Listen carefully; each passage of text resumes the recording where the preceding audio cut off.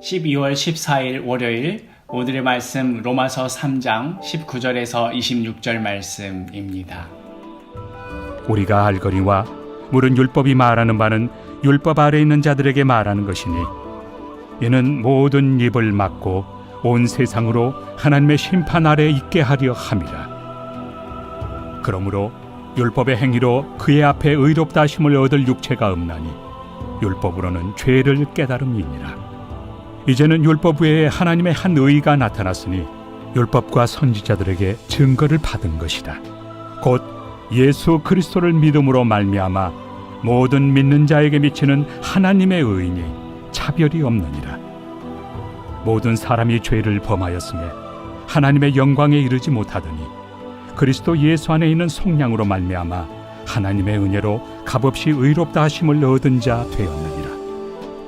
이 예수를 하나님이 그의 피로써 믿음으로 말미암는 화목제물로 세우셨으니 이는 하나님께서 길이 참으시는 중에 전에 지은 죄를 간과하심으로 자기의 의로우심을 나타내려 하심이니 곧 이때에 자기의 의로우심을 나타내사 자기도 의로우시며 또한 예수 믿는 자를 의롭다 하려 하심이라.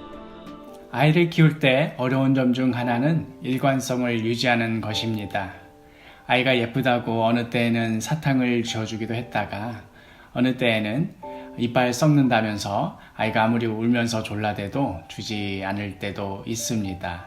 제 나름대로는 어떤 기준을 세워두고 아이를 대한다고 생각하지만 돌이켜보면 뒤죽박죽일 때가 많습니다. 아마도 제 밑에서 자라고 있는 시연이도 꽤 혼란스러울 것입니다.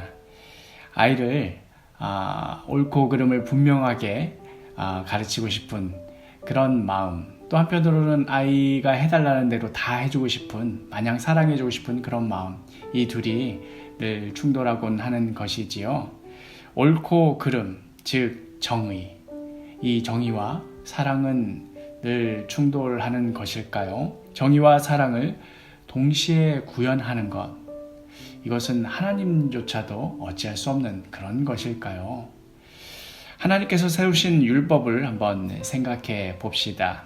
이 율법의 지고함과 순결함에 그 누구도 다다를 자가 없습니다. 그저 이 율법 앞에서 하나님께서 요구하시는 의로움이 얼마나 높은 경지인지, 또한 동시에 우리는 그 경지에 비해서 얼마나 타락한 존재인지를 깨달을 뿐입니다. 20절 말씀, 그러므로 율법의 행위로 그의 앞에 의롭다 하심을 얻을 육체가 없나니 율법으로는 죄를 깨달음이니라.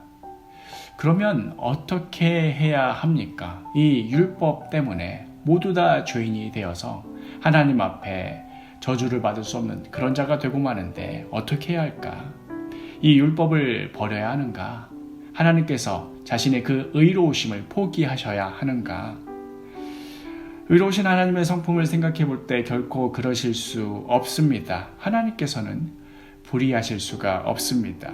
그렇다면 어떻게 하는가? 21절, 이제는 율법 외에 하나님의 한 의가 나타났으니 율법과 선지자들에게 증거를 받은 것이라. 율법 외에 하나님의 의가 나타났습니다. 여전히 하나님께서는 의롭게 판결하시면서도 동시에 연약한 우리를 보듬어 주시며 사랑하시며 구원하실 길이 열린 것입니다. 그것이 바로 예수 십자가입니다.